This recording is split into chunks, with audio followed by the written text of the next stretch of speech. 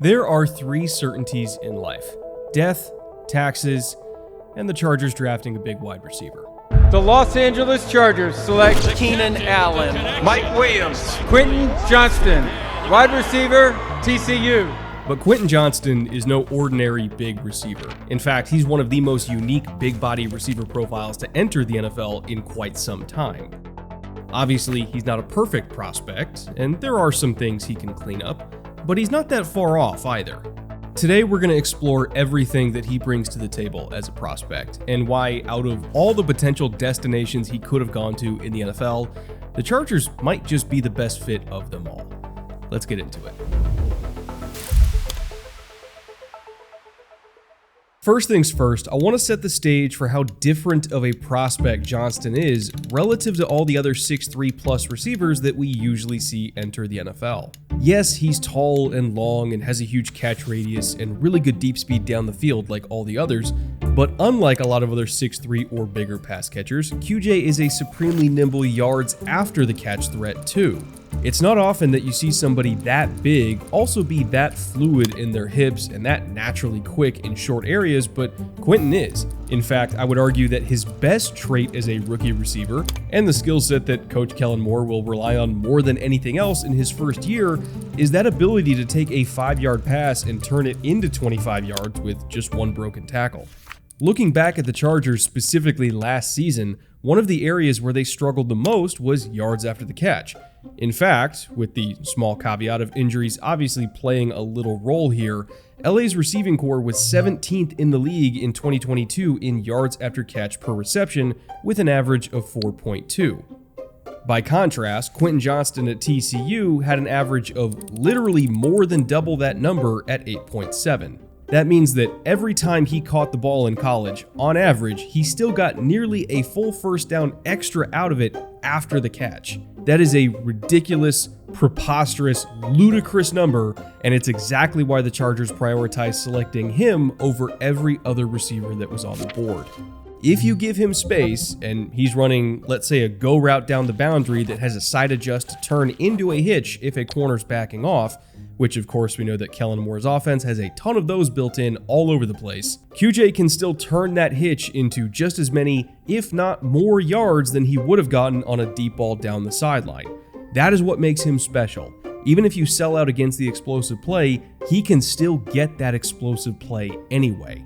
That being said though, the other aspect of Johnston's game that really excites me is that when defensive coordinators get fed up with him constantly converting first downs on slants and hitches and even some screens like he's some sort of oversized Percy Harvin clone that defies the laws of physics, and then they start matching him up with press corners to take that kind of stuff away by condensing the space around him, Quentin can still be really effective as a traditional X receiver that has to go beat press coverage one-on-one.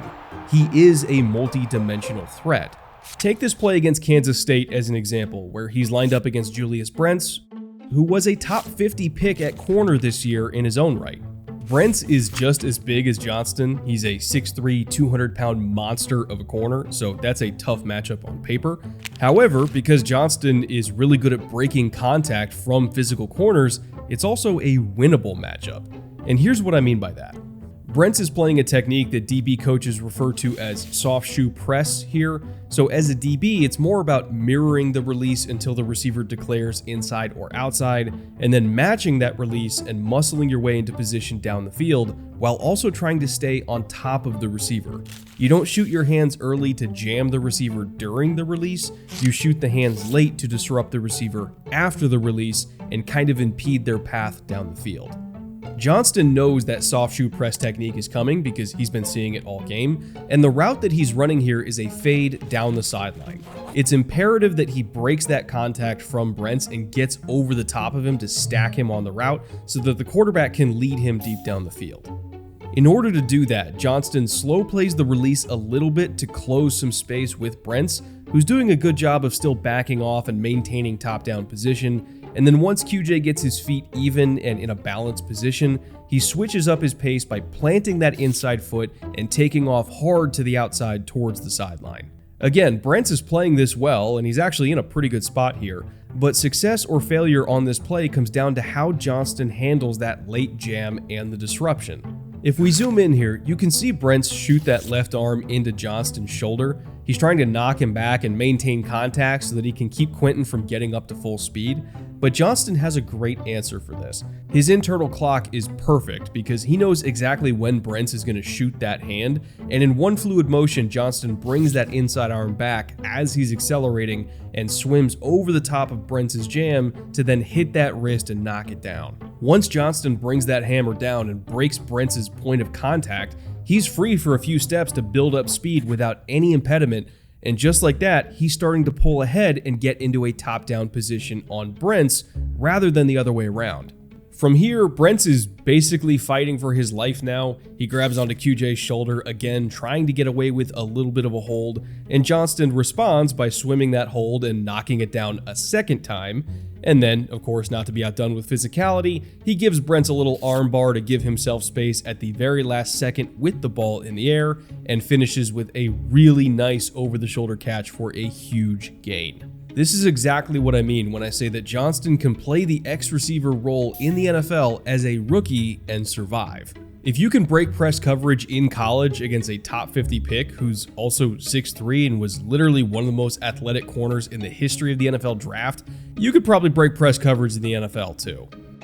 Now, I did mention this briefly at the beginning of this episode, and I'm sure some of you are still wondering. If Johnston is that big, and he is that fast, and he is that special after the catch, and he has the potential to be a dominant vertical threat too, why did he go all the way at the 21st pick? Were the Chargers just lucky that he was still there, or is there something that he has to work on? Well, technically, yes to both. The Chargers were lucky that their guy was still on the board, but there is one tiny little thing that Johnston still has to refine now that he's in the NFL: body catching. Honestly, it's kind of a fixable issue.